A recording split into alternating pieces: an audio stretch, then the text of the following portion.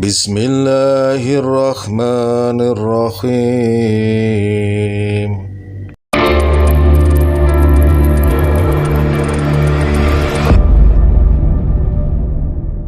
Assalamualaikum warahmatullahi wabarakatuh, Ustaz. Waalaikumsalam warahmatullahi wabarakatuh. Alhamdulillah, secara maraton kita terus berdialog. Ini hari ketiga kita ingin mengangkat topik yang juga sangat klasik, Ustadz, yaitu tentang makna ikhlas. Seringkali dalam kehidupan, misalnya orang mengatakan, aku sudah ikhlas kok, gitu. Tapi saya juga pernah mendengar, ketika orang mengatakan, aku sudah ikhlas, sesungguhnya dia belum ikhlas, katanya. Jadi ikhlas itu yang seperti apa, Ustadz? Dan kemudian satu lagi, ini statement atau komitmen iblis ini, bahwa dia akan menggoda anak cucu Adam. Yang nggak bisa tergoda itu adalah mukhlasin, orang yang ikhlas. Nah, itu menarik, Ustaz. Mau dijelaskan? Ya, terima kasih. Jadi ikhlas ini kan bahasa Arab ya, lalu sudah menjadi bahasa kita sehari-hari. Yang mungkin dalam persepsi kita itu mungkin bisa beda loh dengan orang yang punya bahasa ini, yaitu bahasa Arab. Jadi ikhlas ini kalau saya urai dari segi kata ikhlas, ini asalnya sebenarnya dari kholaso, kholaso yakhlusu, bahwa kholis. Jadi kholaso itu artinya murni, murni, nah, pure, kan? Misalnya madu murni, pure honey. Nah, asal kholis itu yang murni. Lalu kata kholaso ini mendapat tambahan huruf alif di depannya menjadi akhlaso. Kalau orang pesantren itu mengerti ya, namanya wazannya af'ala. Af'ala yuf'ilu if'al. Akhlaso yukhlisu ikhlas. Nah, bahwa mukhlis, orang yang akhlaso itu namanya mukhlis. Lalu kalau mendapat tambahan tadi dari artinya murni, kholaso menjadi akhlaso, yukhlisu ikhlas, itu artinya memurnikan. Nah, jadi kalau demikian, ikhlas itu pemurnian. Jadi apa itu memurnikan? Dia menjadikan sesuatu yang masih bercampur menjadi murni. Nah, misalnya begini, madu bercampur dengan apa? Lalu kita hilangkan selain madu, nah itulah akhirnya jadi madu saja, nggak ada unsur lainnya. Nah itulah namanya ikhlas. Nah, oleh karena itu dalam masalah ibadah, akidah, pokoknya dalam hidup kita itu ikhlas itu disebut dengan ruhul amal. Al-ikhlasu ruhul amal. Ikhlas itu spirit atau jiwanya amal. Jadi kalau amal perbuatan, apakah itu sholat, apa sedekah, haji dan sebagainya, tanpa ikhlas, maka ibarat badan tak bernyawa, tidak ada jiwanya, nggak ada gunanya, mati kan? Ya kalau nggak ada gunanya, apa ada gunanya ya? Pokoknya nggak diterima lah. Mungkin ada gunanya. Orang itu bersedekah kan, yang menerima juga ya senang, meskipun sedekahnya tidak didasarkan kepada keikhlasan. Nah, yang seperti apa yang ikhlas itu? Ya hanya mengharap keridhaan Allah saja, murni saja itu. Nah, tidak boleh ada embel-embelnya, ada campurannya. Nah, ketika bercampur itu yang disebut dengan syirik. Syirik itu artinya berserikat, bercampur.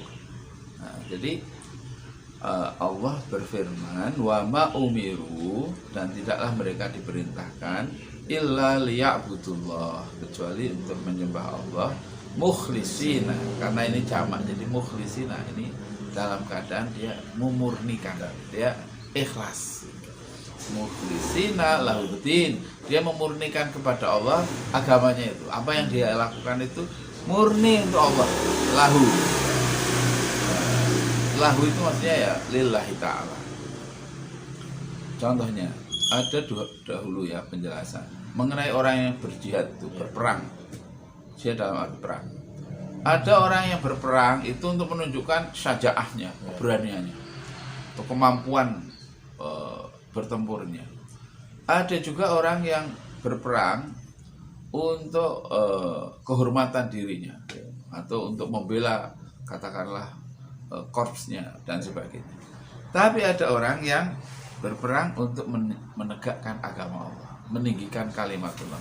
Itulah yang disebut dengan fisabilillah. Nah, jadi man qatala litakuna kalimatullahi hiyal ulya bahwa fisabilillah. Orang berdakwah untuk apa? Oh, supaya terkenal atau supaya banyak orang memberi hadiah atau apa itu kan, sehingga pundi-pundi emasnya bertambah, atau untuk batu loncatan sehingga dia punya banyak massa, sehingga dia bisa nanti maju sebagai dalam pilkada misalnya ya. Nah, orang-orang yang berdakwah mengajak kepada Allah ya, menjelaskan ayat-ayat Allah, kekuasaan Allah, kebesaran Allah, mengajak mereka untuk melaksanakan ibadah kepada Allah. Nah, artinya ini orang yang berdakwah bukan untuk dirinya, tapi mengajak pada Quran, mengajak pada as-sunnah. Nah, inilah dakwah yang ikhlas. Adapun kalau orang memberi sesuatu itu bukan menjadi sebabnya dia berdakwah. Itu adalah muamalah. Orang merasa diberi sesuatu yang berguna, lalu mereka bersedekah seperti jasa, jasa konsultasi, jasa macam-macam lah seperti itu. Seperti dosen yang mengajar agama Islam, mengajar tafsir Al-Quran, meskipun mungkin dia diberi upah itu bulanan gitu kan, ya, tidak langsung. Jadi ikhlas itu sebenarnya sesuatu yang terkait dengan hamba dengan Allah. Tidak ada hubungannya dengan amplop, dengan orang dijemput. Wah, kalau nggak dijemput saya nggak mau. Nah, jadi sebenarnya kalau begini ya, kan ada saya agak ini ya, karena saya mendengar begini. Ini imam yang ikhlas dan imam yang realistis. Itu ada yang mau membedakan begitu. Imam yang ikhlas itu dia ngimami itu nggak dibayar, dia azan nggak dibayar, dia khutbah nggak dibayar, dan dia tidak mengharap bayaran. Itu namanya ikhlas. Ini menurut saya kurang tepat. Lalu yang dibayar, diberi honor, itu realistis. Dia kan jauh ya, dia sekolah juga bayar mahal ya, masa jadi khotib di tempat yang jauh ya, itu nggak diberi apa-apa. Nah, itu mengurangi keikhlasan. Itu sebenarnya imam itu, muadzin, dai itu harus ikhlas, wajib ikhlas. Kalau enggak, sia-sialah dia mendapatkan sesuatu tapi tidak mendapatkan keridhaan Allah kalau dia tidak ikhlas. Adapun kemudian pengurus takmir itu memikirkan dai-nya ini ya, dengan memberikan ya sekedar transport, mungkin nanti dia sakit di rumah sakit juga dia ngurus. Jadi coba ya bayangkan kalau dia mengurus umat ya, lalu tidak ada yang peduli dengan kesehatannya, dengan keluarganya, dengan penghasilan untuk keluarganya ya, sementara dia full bekerja sebagai guru ngaji misalnya. Itu kan namanya kezaliman. Nah, jadi ikhlas itu memusatkan perhatian hanya kepada Allah dan menyingkirkan perhatian kepada selain Allah. Nah, jadi kalau orang mau khutbah, bismillahirrahmanirrahim, saya mau khutbah melaksanakan perintah Allah, meneruskan wasiat Rasulullah ya, wasiat para ulama, pewaris Nabi. Saya khutbah membawakan ayat-ayat Allah, menjelaskan ajaran Islam dengan baik. Bismillahirrahmanirrahim, berangkat dia. Sementara pengurus takmir yang mengundangnya, yang menjadwalnya, dia memikirkan supaya khotibnya ini semangat, supaya khotibnya ini bagus, supaya khotibnya ini tidak kehabisan bensin di jalan. supaya khotibnya ini tidak lagi memikirkan yang lainnya, maka saya beri dia, kan itu orang yang fisabilillah juga berhak mendapatkan zakat. Nah, kenyataannya nih Pak Gus, saya mau cerita, banyak masjid-masjid yang tidak melakukan pengurusnya itu tidak memperhatikan khotib-khotibnya, itu sering kosong. Sering kosong. Bahkan nanti kalau dijorokin jadi imam. Tapi masjid-masjid yang sangat memperhatikan para khotib, ditelepon sebelumnya, diingatkan, mau dijemput berangkat sendiri Ustaz, nanti diampirkan, ditransitkan. Itu khotbahnya bagus-bagus, tidak pernah kosong. Jadi ini kan ya manusiawi. Saya itu dulu pernah diberitahu seorang mahasiswa MM di universitas terkemuka di Jogja.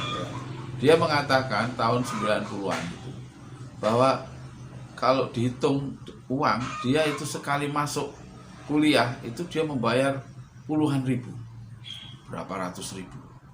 Sehingga kalau dia nggak datang, dia merasa rugi. Dan kemudian dia duduk di depan, gitu. Sementara itu dosennya itu juga begitu, sekali dia mengajar itu dapat ratusan ribu. Maka kalau dia nggak datang, dia rugi. Nah, jadi ternyata kalau ini berlaku namanya hukum jasa ya, namanya orang menghargai profesi, itu ternyata berjalan dengan baik. Di Jakarta dahulu, di Masjid Istiqlal, diceritani oleh orang yang memberikan pelatihan mengenai metode terjemah 40 jam, terjemah Al-Quran 40 jam. Itu dengan manajemen seperti tadi, guru-gurunya itu konsultasi dari jauh-jauh. Itu kalau dihitung setiap datang itu dia dapat honor sekian, lalu dari jamaah yang hadir itu juga memberikan sedekah. Selain mereka bayar SPP juga untuk ustadznya sendiri. Itu sampai 40 kelas. Wah, berkembang pesat. Tapi saya, ada orang mau belajar bahasa Arab, ya silakan. Ya nggak ada apa-apanya kan, nggak ada administrasi, nggak ada pendaftaran, nggak ada uang belajar. Baru beberapa kali ya terus mundur. Meskipun dia profesional, saya ngajar dengan baik, tapi mungkin dia rasanya kalau nggak datang juga nggak apa-apa, udah bayar, gitu. Nggak merasa rugi gitu. Kemudian tadi khotibnya juga, kalau saya tidak datang, ya wong tidak diberi apa-apa ya kan wajar lah gitu. Saya ngajar dia kalau. Nah, jadi ini akibatnya secara psikologis. Memang seharusnya negara itu memberikan fasilitas itu. Jadi kalau ada yang berpendapat begini, kalau imam di Masjidil Haram itu dibayar oleh negara, itu hebat sekali negaranya. Jangan dikaitkan dengan dia tidak ikhlas, ya kan? Nah ini kan penghormatan kepada sesuatu yang dilakukan oleh para imam, para ustadz, nilai-nilai spiritual, nilai kebenaran, nilai moral yang itu sangat berharga sekali. Tetapi kalau tidak diperhatikan, nanti orang tidak ada yang mau jadi ustadz, tidak mau jadi imam, tidak mau jadi muadzin, ya kan? Maunya jadi penyanyi, maunya jadi artis, karena bayarannya besar. Jadi motivasinya memang kepada Allah, tapi dunianya kan juga harus dipikirkan. Inilah yang saya kira ya melanda umumnya kaum muslimin. Mengapa kaum muslimin dalam hal keagamaan itu tidak profesional, ngaji semaunya, ya kan? Terus datang mendengarkan pengajian sambil tiduran, dia tidak merasa rugi, tidak bayar, ya kan? Nah, lalu ustadznya ya datangnya telat, dimaklumi lah, naik motor, motornya mogok, tidak ada yang jemput, masya Allah. Jadi penghargaan kepada agama itu karena alasan ikhlas. Saya dulu mengajar di pondok 4 tahun. Ya tidak ada namanya syahriyah atau namanya bulan. Begitu. Baik Ustaz, untuk closing, jadi terkait dengan keikhlasan tadi, mohon dijelaskan yang tadi kayaknya belum muncul tentang itu tadi, janji atau komitmen iblis bahwa dia akan menggoda anak cucu Adam. Mereka semua akan tergoda, akan mengikuti dia kecuali yang ikhlas. Iya, Nah, nggak ini bisa. kira-kira gimana? Mengapa Iya. iblis nggak bisa menggoda orang yang ikhlas? Ya, ibaratnya begini ya. Orangnya ini kebal. Oh, oke. Dia dijaga Iya. benteng yang kuat. Apa itu? La ilaha illallah. La ilaha illallah itu sebenarnya kalimat ikhlas. Ikhlas ya. Makanya surahnya itu namanya surah Al-Ikhlas. Qul huwallahu ahad, Allahu samad, lam yalid walam yakul lahu kufuwan. Bahkan tidak ada kata ikhlas di situ. Ya, nggak ada kata ikhlas ya. Tapi itu kan sebenarnya surah tentang tauhid tentang Iya. Allah. Iya. Katakanlah dialah Allah Iya. yang Maha Esa. Allah tempat bergantung segala sesuatu. Tidak beranak, tidak ada yang sesuatu yang menyerupai. Pokoknya hanya Allah. Hanya Allah. Itu makanya formulanya itu la ilaha, tidak ada Tuhan, tidak ada kepentingan apapun illallah, kecuali Allah. Jadi hanya Allah saja. Nah, itu kalau dalam istilah yang lain itu namanya takholi. Takholi itu mengosongkan. Lalu tahali. Nah, tahali itu menempatkan. Jadi hanya Allah. Makanya apapun profesinya, apakah dia misalnya guru di sekolah, dia mengajar itu karena Allah. Bukan karena takut pada kepala sekolah, bukan karena saya mengajar ini karena Allah menyuruh saya mengajar. Dan menjadi guru itu adalah itu pula yang dilakukan para rasul. Rasul kan yu'allimuhumul kitab wal hikmah. Jadi bahkan Allah sendiri, Allah itu Ar-Rahman 'allamal Qur'an atau 'allamal insan ma lam ya'lam. Jadi Allah itu mu'alim. Maka kita kalau menjadi guru, mu'alim, itu kedudukannya sangat tinggi. Nah, mestinya kalau Allah itu menempatkan mu'alim, guru-guru ini di tempat yang terhormat, yang tinggi, masa kita sebagai manusia nggak menghargai guru? Aduh, kasihan sekali guru kita. Banyak sekali kan guru-guru yang sama sekali nggak ada penghargaan, nggak punya rumah, nggak punya ini. Padahal tugasnya mencerdaskan Luar biasa. manusia. Ini apa ini? Negara yang tidak memperhatikan pendidikan. Ya memang 20% ya atau anggaran untuk pendidikan, untuk sertifikasi guru. Tapi kan banyak sekali guru-guru yang tidak mendapatkan tunjangan sertifikasi. Di guru honorer di desa-desa mengajar anak-anak TK. Ya ada yang dibayar 150.000, ya kan, 200.000. Nah, jadi kita ini harus punya komitmen bahwa apa yang kita lakukan semata-mata mengharap keridhaan Allah. Illa btigha'a wajhi rabbihil a'la. Ya, kecuali yang diharapkan itu mencari keridhaan Allah yang maha tinggi itu. Wala saufa yarda, lalu Allah akan lalu dia akan senang. Ya, Allah juga akan senang, radhiyallahu anhum wa radu an dzalika liman khasyya. Jadi ini ikhlas ini penting sekali. Penting sekali. Bagaimana kira-kira ya bentuknya orang yang ikhlas itu? Kalau dia dipuji ya dia alhamdulillah, Allah yang maha terpuji. Bagaimana kalau dicela? Ya para nabi bahkan bukan hanya dicela, dibunuh, diusir. Apa sih artinya saya? Gitu kan. Dia tidak merasa marah ketika dimaki, tapi kalau agamanya Allah yang dihina, agama ini dia bela, dia marah. Tapi kalau dirinya dihina, ya namanya manusia, terserahlah, tidak ada urusan. Kalau saya mau dipuja-puja, mau dihina-hina, orang apa ya, orang tidak digubris lah, gitu. Orang ada urusan, karena urusan kita kan sebenarnya bukan dengan manusia kan, urusan kita dengan Allah Subhanahu Wa Taala. Kalau berdakwah kemudian orang pada ribut, tidak ada yang dengarkan, kan kita tetap berdakwah dengan baik kan, karena kita sedang melayani Allah, bukan sedang minta dianggap hebat oleh jamaah, atau sebaliknya kalau jamaahnya mencium-cium kita, ya itu bukan terus kita menjadi mulia kan. Ya ini karena Allah memberikan kemuliaan kepada kita sehingga orang-orang itu memuliakan kita. Tapi bisa sebaliknya, kemudian mereka menghina, melecehkan, ya tidak ada masalah. Nah ini adalah pengaruh dari sifat ikhlas yang ada pada diri seseorang. Dia tidak dipengaruhi apapun, apakah istri, apa suami, anak, apa bupati, apa. Dia hanya bertransaksi dengan Allah SWT. Ibaratnya kalau seorang istri ya, dia membikinkan minuman untuk suaminya, lalu suaminya tidak mau minum. Apa sudah minum, sama siapa tadi minum? Apa sudah sarapan?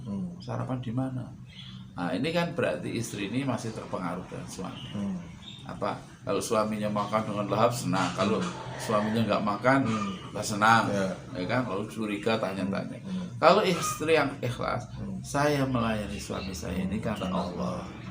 Kalau dia tidak mau makan atau dia mau makan, itu ya sudah urusan dia. Saya nggak ada urusan lagi. Pokoknya saya melayani dengan baik, nggak boleh terpengaruh. Kalau dipuji lalu wah masakanmu enak sekali, terus senang. Wah masakanmu kasinan, terus marah. Nah ini kan orang hidup seperti ini kan terombang-ambing dengan orang lain kan. Nah kalau orang yang ikhlas kan tidak begitu. Pokoknya Allah aja lah. Yang penting Allah senang ini. Kalau Allah nggak senang, saya masalah ini. Nah, gitu aja.